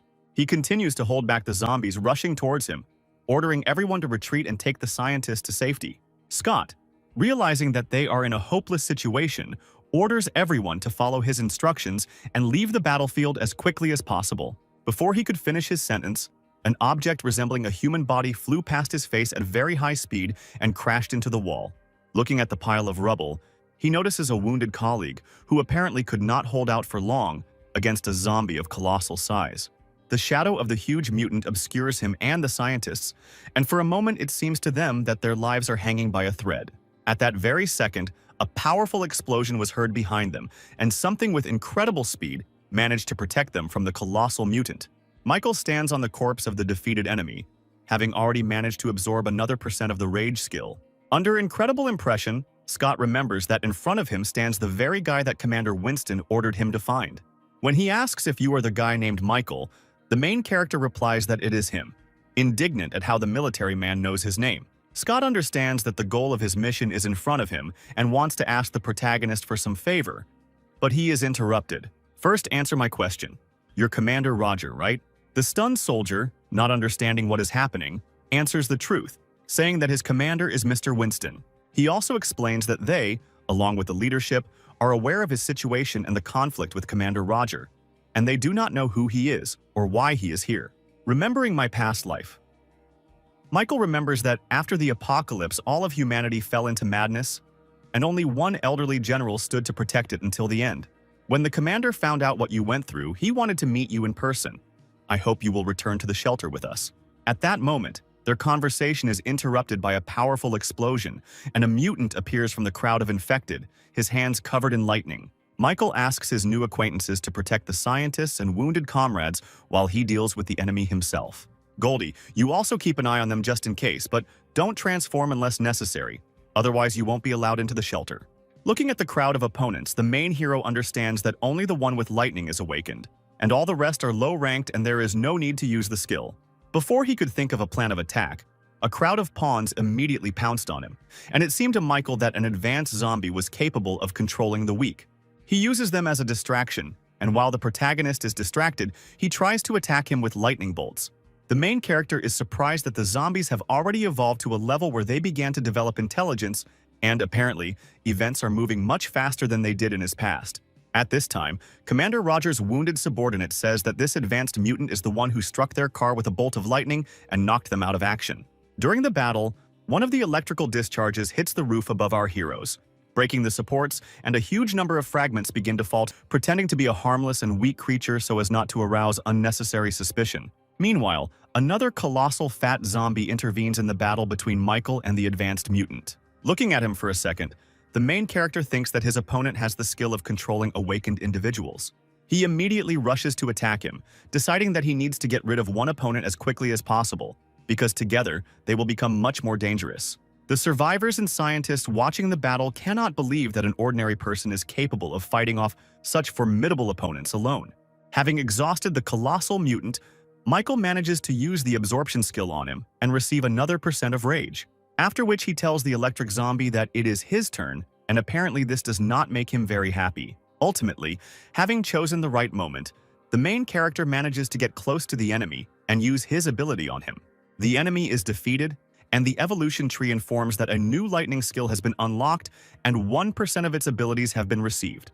A handful of survivors rejoice at the protagonist's victory, while scientists discuss the crystals left in the bodies of the defeated mutants. The professor in glasses looking at the artifact says that this confirms the results of his research, and since yesterday, these crystals have been appearing on the bodies of the dead. The old scientist extends his hand to the protagonist, saying that his name is Bruce and he thanks him for saving them. In a past life, the professor and his team were able to obtain energy from the cores of monsters, and thanks to him, genetic medicines appeared. In the most terrible times, it was this invention that helped ordinary people wake up and fight back against imminent death. Realizing that the greatest man who determined the fate of humanity stands before him, Michael shakes his hand and says that he is immensely glad to meet them. The intern asks Professor Bruce to come to him because he needs help, and the main character says goodbye to him, hoping for a further opportunity to meet him again. While the scientists continue their research on the infected without wasting a minute, Scott helps his comrade up, who thanks Michael. Always happy to help, you got it the worst of all. We need to get you out of here. I'll try to find us a car. While they are still deciding how to get to the shelter, they hear worried cries from a group of scientists who are surprised by something. Impossible, am I wrong? All the dead should have crystals, why aren't they here? Bruce suspects that there is something missing in his research, and he had hoped that he could easily use these crystals. Michael understands that the professor has already begun to research the monster cores, and most likely he absorbed them with his ability, so he needs to explain this to the professor correctly.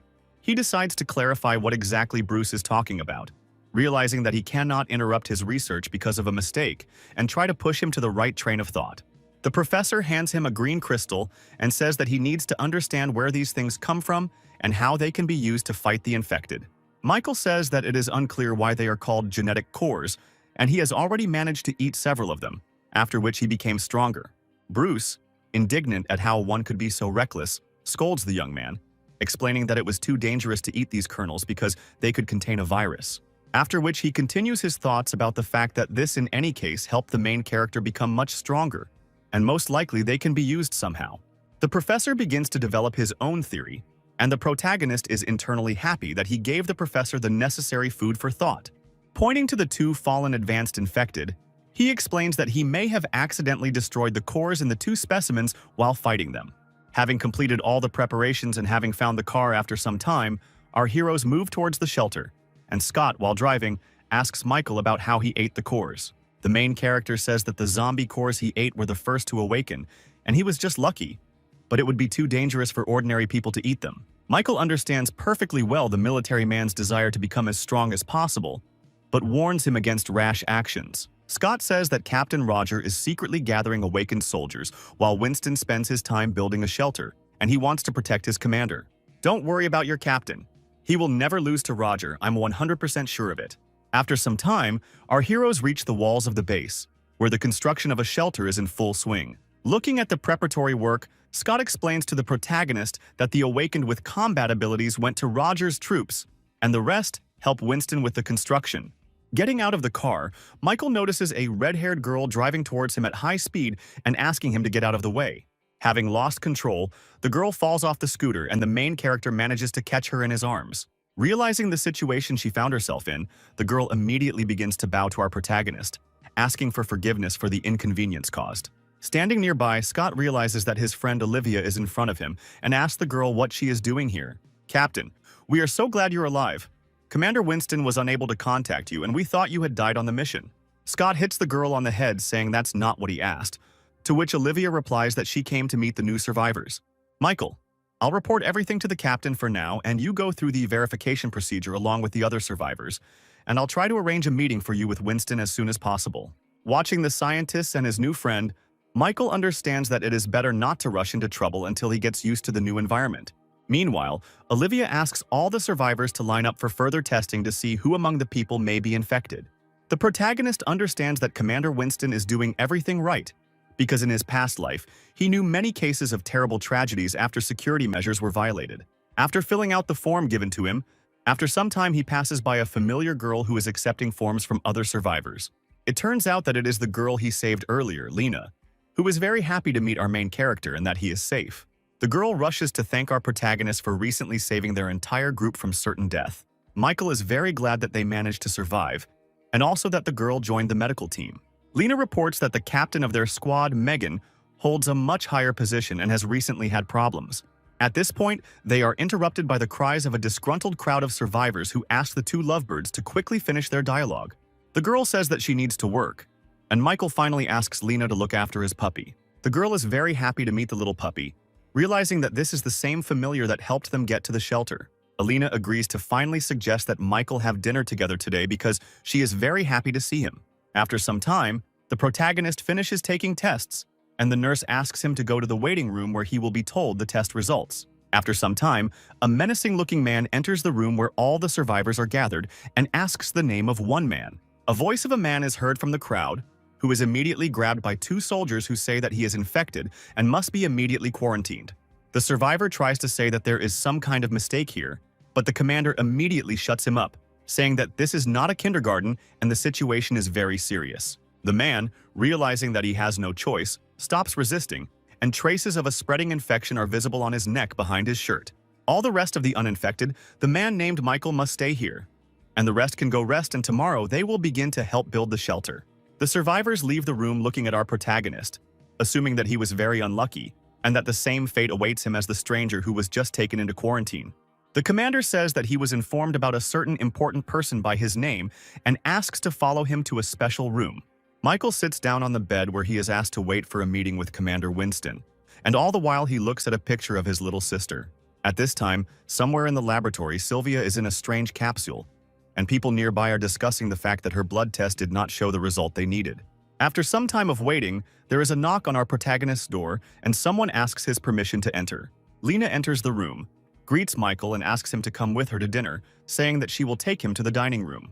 They walk together through the corridors of the shelter, and Michael compliments the girl that he did not recognize her in different clothes, and that she looks very cute. Lena suggests visiting her commander Megan and giving her a surprise because she would also be very happy to meet him. The girl and Michael along with her and block her path. One of them says that they don't want to work for Old Man Winston all their lives, and since she is a very capable girl, they don't just remind her that she needs to choose the right side. Megan begins to lose her temper and her body begins to emit a huge amount of energy, and her eyes begin to glow red.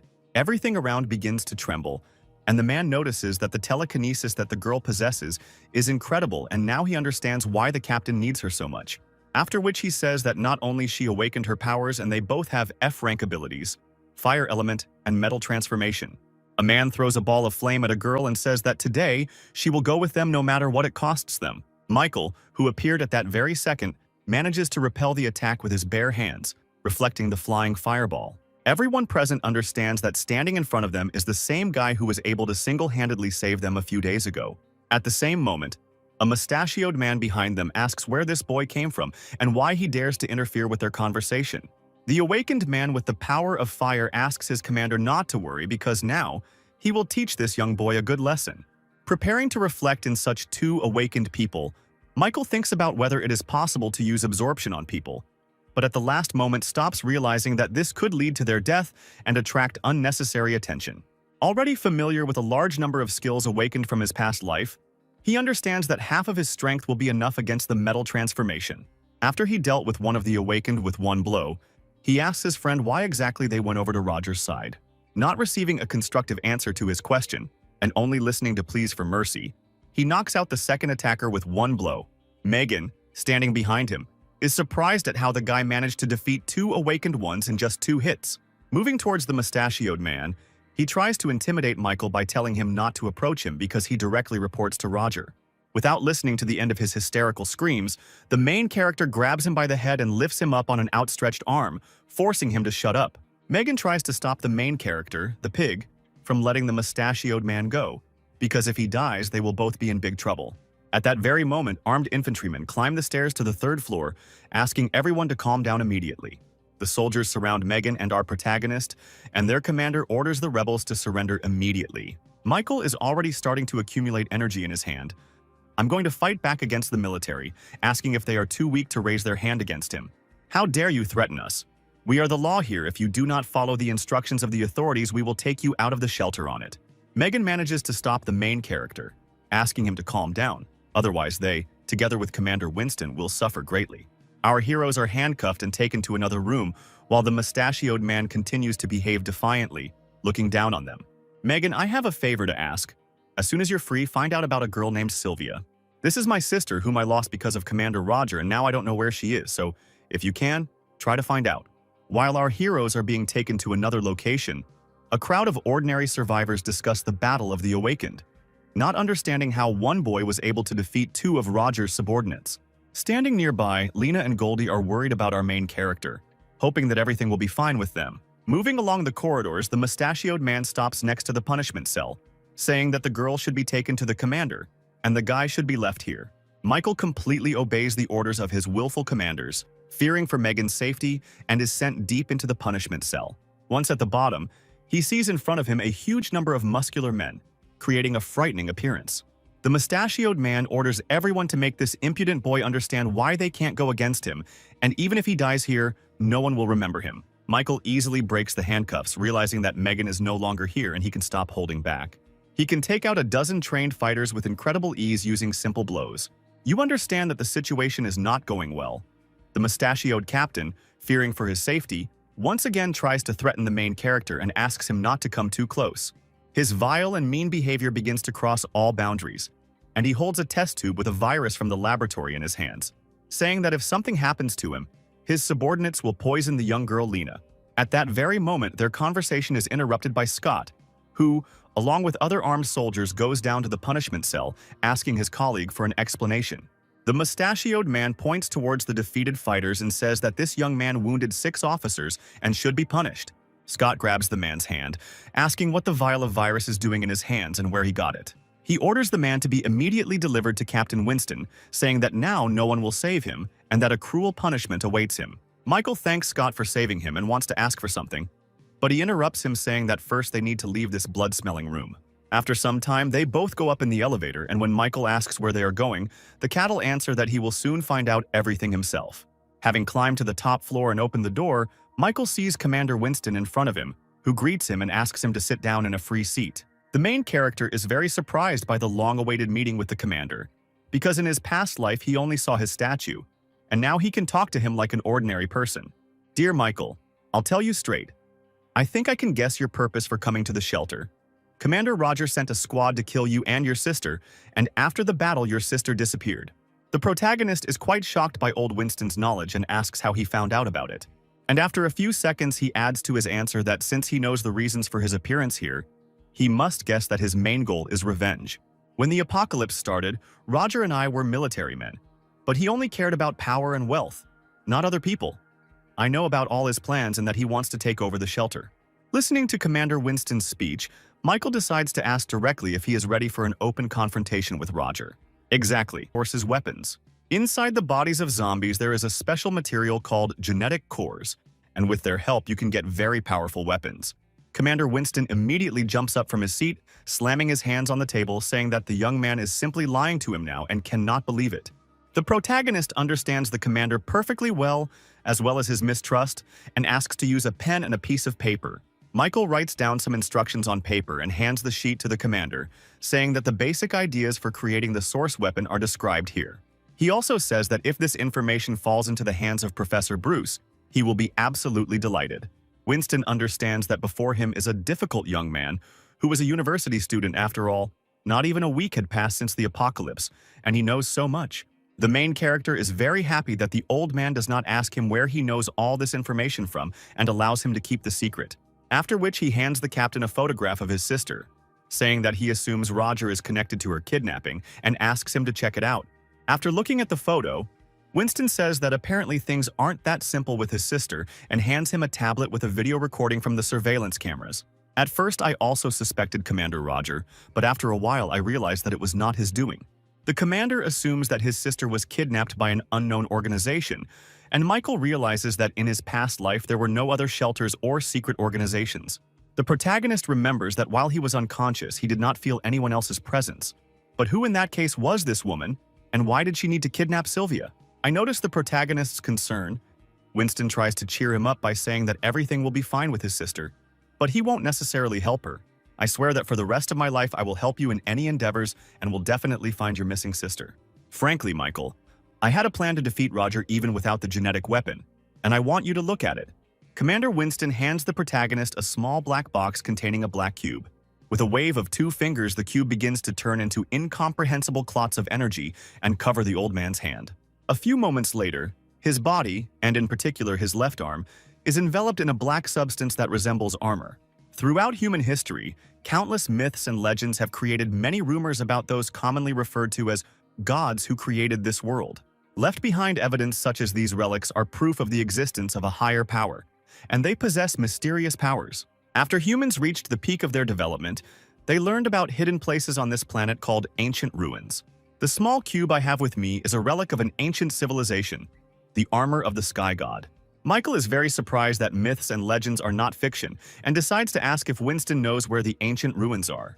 The commander replies that he was appointed to his position more than 40 years ago, and his main motive is to protect this secret. He says he only has one relic in his possession, but with their current technology it's difficult to obtain them without resolving the ancient ruins. Michael remembers that in his past life, the commander had to reach the 2nd floor of the ancient ruins to defeat Roger. Young man, I hope that you can help increase the rate of ruin mining and speed up the opening of the 2nd floor. And as a reward, you can choose any relic there is. The main character thanks the old man for his help, clarifying that he needs help in finding his sister. Winston gives his consent and also wants to discuss ideas and directions in building a shelter, hoping for help from our protagonist.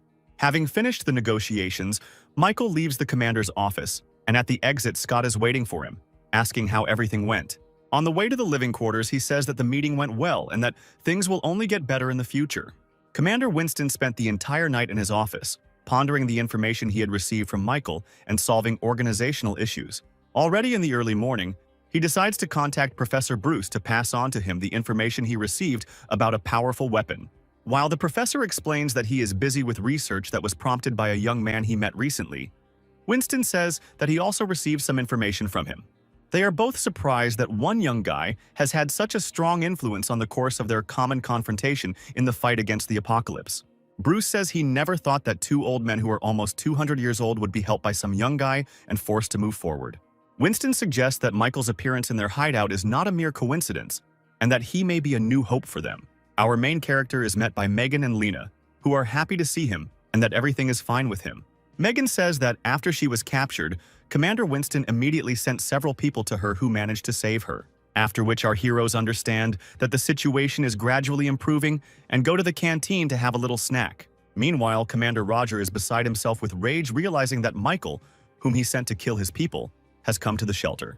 In a fit of rage, he orders the recruitment of Awakened to continue and the training of their special unit to be intensified. Assuming that Commander Winston is trying to strengthen his position, he is in no way going to give in to him. That evening, 2 sentries stationed on the walls of the shelter take turns at the observation post. While one of the soldiers looks around through binoculars, the second reassures him, saying that there has been no danger for several weeks and there is nothing to worry about. Suddenly, the man notices a huge crowd of zombies moving straight towards them, and the entire shelter becomes alarmed. All people are informed that a large group of infected has appeared 15 km away from them and is moving towards their base, and according to rough estimates, there are more than 10,000 individuals there.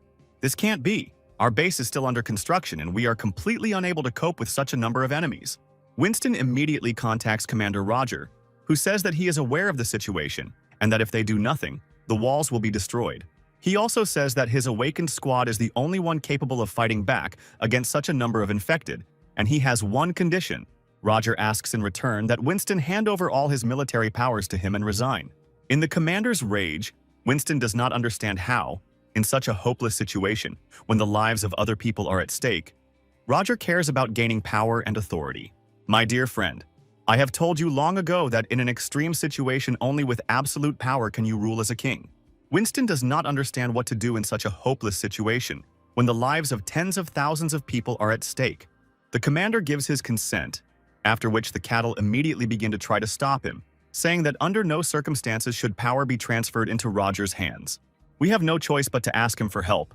I can't look for profit when the lives of my people are at stake. At this very time, Roger orders all their forces to be transferred to the front lines to fight the zombies, and also immediately start mobilizing their Awakened squad because he doesn't want his shelter to be damaged.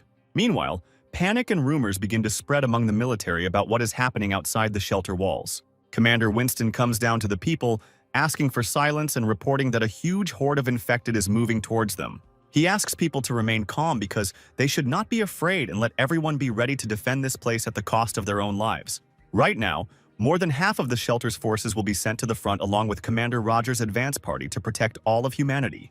The old man gives a fiery speech trying to raise his fighting spirit and inspire the soldiers to defend all those remnants of people for whom all this was started. Meanwhile, panic begins to break out in the corridors of the residential sectors, and Scott rushes to meet with Michael. He informs him that the shelter is currently being attacked by more than 10,000 zombies, and Commander Winston was forced to turn to Roger for help.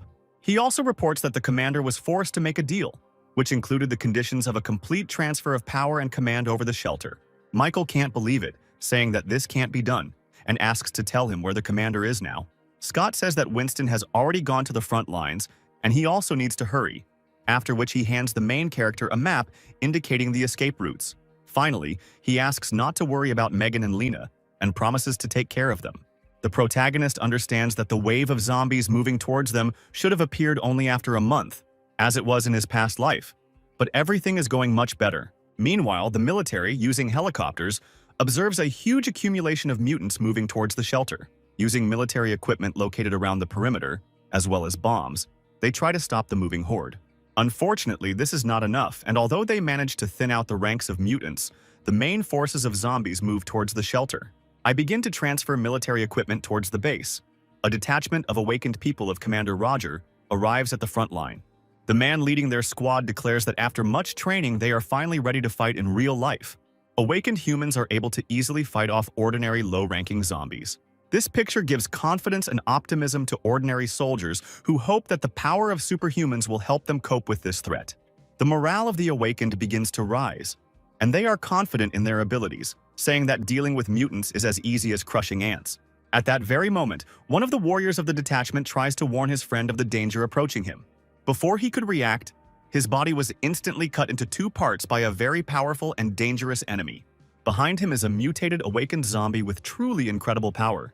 The squad leader says that they have about 200 people, which is enough to deal with regular zombies, but the Awakened ones outnumber them, and at this rate they will lose. At this time, on the walls of the shelter, the commanders watch the battle unfold. Commander Roger is informed that 50 men from his squad have already died, and he orders them to retreat immediately. Old Winston, we cannot afford to sacrifice the awakened just like that and must give them a chance to regroup.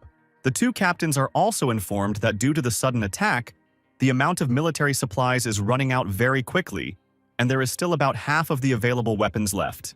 Commander Winston orders a team to be created and the mines to be restored in front of the shelter, and also orders that civilians be taken to the bomb shelter if necessary. He distributes the task among his subordinates, ordering them to manage their defense points and not allow the slightest mistake. Looking at this, Roger understands that even in an emergency, his colleague is able to issue tasks in an organized manner, and he really deserves respect. After half an hour of preparation, the wave of zombies reaches the last line of defense, which contains mortar guns and traps along the road to the shelter. Roger says that they don't have enough power from him to fight for a long time, and they have no choice but to admit their defeat. He asks to stop showing off and follow him, because if he and the other awakened ones unite, they will still be able to fight back. There is nothing we can do in this situation, and if we continue like this, we will all eventually be finished off. Scott, realizing that the situation is becoming hopeless, wants to take Commander Winston to a bomb shelter because it is becoming too dangerous on the front lines. Unexpectedly for everyone present, one advanced zombie manages to get close to the very walls of the shelter. He rushes to attack Commander Winston, and everyone present does not even have time to react to save their captain. The old man is called out by someone's voice asking if all the fun is over, after which in an instant the mutant is cut into pieces. In front of our heroes stands Michael, armed with several katanas, who apologizes for being late, as he spent too long looking for the armory. The old man is surprised by the appearance of the main character, and he, in turn, asks the commander to be a little more trusting and not doubt that he will leave them. Michael asks everyone to remain calm, promising that nothing will happen to the shelter and that he himself will be able to deal with this whole crowd of infected. The protagonist jumps off the walls of the shelter and in mid-flight, his faithful familiar Goldie transforms into a colossal beast, taking on her true form. At this time, all the people present on the walls are surprised by the behavior of the young man, considering him a complete madman who just jumped off the high walls and is now going to die. A powerful and colossal column of fire flares up in front of their faces, rising into the air in front of their faces. They look up to see Michael riding on Goldie, not understanding where this lion-like creature came from right under their noses. Looking at everything that is happening, Commander Winston catches himself thinking that Michael can actually defeat the zombie horde alone. Our protagonist, without wasting a second, goes on an attack on the front lines, demolishing everything in his path. He splits up with his familiar, who begins to hold off most of the low-ranking infected while our protagonist is busy clearing out the stronger ones. Michael finds himself thinking that from a close distance the wave of zombies looks simply monstrous, and in his past life he was never so close to the epicenter of the battle. Making his way through the crowd of mutants, an advanced beast-infected with snake skills stands in his way. Dodging this monster in this way, he understands why the squad of awakened ones suffered a crushing defeat, because among the crowd of low-ranking mutants, there are truly powerful opponents. Trying to attack an advanced snake zombie, his katana simply breaks on its thick and impenetrable skin. Our protagonist tries to regroup and retreat for a second, dodging attacks and thinking about a new plan of action. Realizing that conventional weapons will not be able to harm advanced zombies in any way, he decides that it is necessary to use supernatural abilities. His body is covered in a powerful purple aura, and he charges forward, his evolution tree informing him that he has already killed over 800 infected. The technique that our main character used bears fruit. He manages to defeat the zombie snake, as well as absorb 1% of his skills. Michael is well aware that he has only dealt with 1,000 mutants, and that he still has a very long battle ahead of him. He continues to chop up the flesh of the dead with even more pain in his heart, as if he were cutting vegetables for a salad. In the heat of battle, he thinks that activating the ability to devour with bare hands is rather inconvenient, and it would be nice to come up with another way. He suggests that it is possible to activate the ability to devour energy by transferring some of one's powers into the weapon.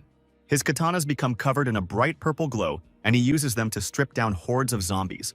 His theory turns out to be correct, and the experiment bears fruit.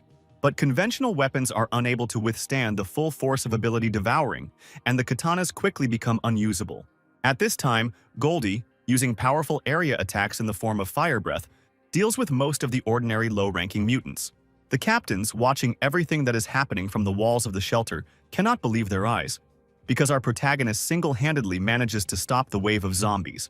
Looking around, Commander Winston notices that thanks to Michael's actions, morale among the ordinary soldiers has risen greatly. He also orders Scott to gather all the awakened people under his command as soon as possible and bring them here.